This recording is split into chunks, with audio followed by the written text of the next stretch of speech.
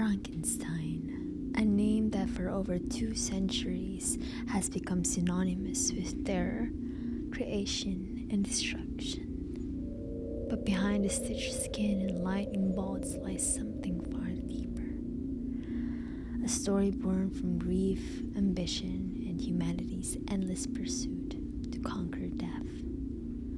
And now with Guillermo del Toro finally bringing his dream adaptation of Frankenstein to Netflix this year, it's a perfect time to revisit the novel that started it all. From Mary Shelley's dark inspiration to Frankenstein's place in pop culture, this is the story of the world's most famous monster. Welcome to Off the Mystery. I am Fofi and this is a dark history of Frankenstein. To understand Frankenstein, we must begin with its creator. Mary Shelley was born in 1797 into a family of radical thinkers. Her mother, Mary Wollstonecraft, was one of the first feminist philosophers, boldly calling for equality between women and men. Her father, William Godwin, was a philosopher who believed society could thrive without monarchy or oppressive systems. But tragedy struck early. Just days after Mary's birth, her mother died from complications in childbirth. That loss would haunt Mary for the rest of her life. As a teenager, she often visited her mother's grave, reading and writing for hours and hours among the tombstones. Quiet moments that planted the seeds of life, death, and grief that would later shape her masterpiece.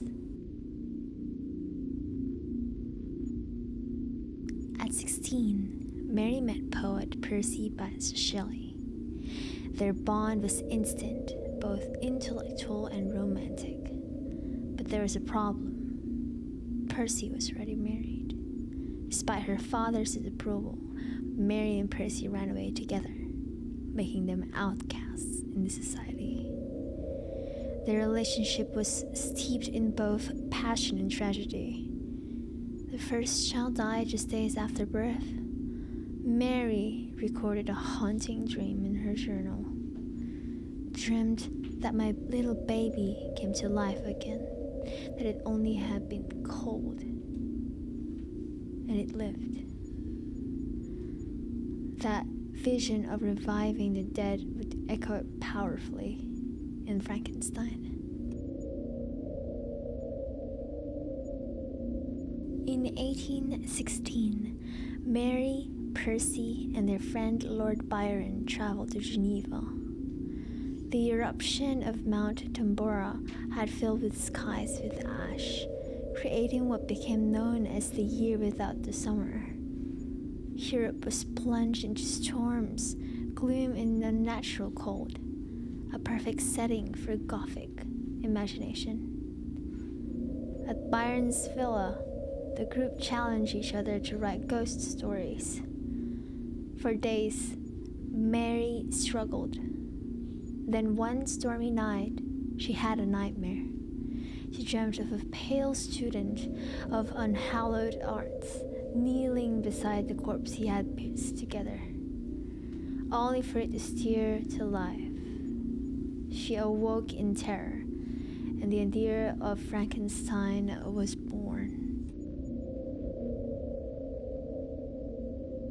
Published in 1818, Frankenstein, or the modern Prometheus, was revolutionary.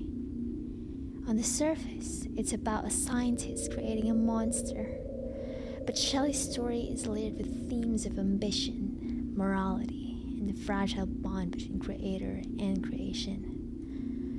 Victor Frankenstein is not a doctor in a novel, but a student of science who robs graves and slaughterhouses to assemble his creature. Shelley's description is far more disturbing than the Hollywood image. His yellow skin is scarcely covered the muscles, his watery eyes, straight back lips. The creature, however, is no mindless monster. He is intelligent, articulate, and even compassionate at first.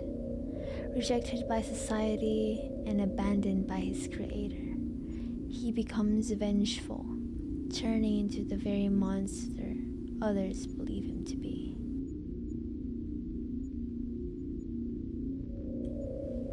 Shelley's novel warns of unchecked ambition. It questions the ethics of science, asking, just because we can, does that mean we should? It's also deeply personal. The tension between Victor and the creature mirrors parents and child, love and rejection, creation and abandonment. The story ends in tragedy. Frankenstein loses his family and his own life, and the creature, consumed by grief, vows to end his own existence. Shelley forces us to ask, who is the real monster? Shelley wasn't writing in a vacuum. At that time, science was advancing at a frightening pace. Experiments in galvanism, using electricity to make dead tissue twitch, captivated and horrified audiences. Public demonstration with corpses stirred fears that humans might one day reanimate the dead. Medical schools relied on grave robbers to supply cadavers, adding to society's unease. These influences seep into Frankenstein, grounding the horror in very real scientific debate. Over the centuries, Frankenstein has been reinterpreted endlessly. Boris Karloff's 1931 portrayal, flat head, green skin, bolts in the neck, cemented the monster's Hollywood image. But adaptations like Frankenweenie, Splice, and Ex Machina continue to explore Shelley's central themes, the relationship between creator and creation, and the consequences of scientific ambition. Victor Laval's Comic Destroyer updates the myth for modern times, blending Frankenstein's legacy with conversations about race, justice, and systematic violence. No one loves monsters like Guillermo del Toro. From Pan's Labyrinth to The Shape of Water, his films explore the humanity inside creatures. As a young man, Del Toro connected deeply with Mary Shelley's novel, seeing himself, a Catholic outsider, reflected in a misunderstood monster. For decades, he dreamt of making Frankenstein.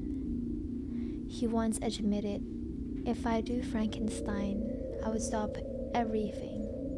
It would take me 3 years just to write." The weight of his love for the story made it too daunting. But finally, his long-awaited adaptation is here. Coming to Netflix, it will be a faithful retelling of Shelley's original novel. Oscar Isaac will play as Victor Frankenstein, and Jacob Elordi takes on the role of the creature. Del Toro promises to mix practical effects with his signature emotional depth, making this perhaps the most human Frankenstein adaptation yet.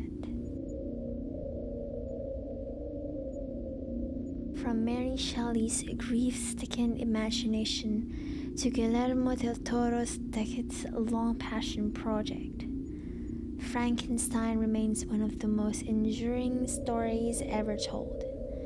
It forces us to confront what it means to be human, what it means to create, and what responsibilities we owe to the life we bring into this world. As Del Toro's vision come to life, we return to Shelley's haunting question: who is the real monster? The creature or the creator? Thanks for watching. If you enjoyed this dive into horror, don't forget to like, subscribe, and ring the bell. We'll be back with more shadows, more mysteries, and more nightmares from places you least expect. Until then, this has been Of the Mystery, and remember, sometimes the scariest monsters are the one we create ourselves.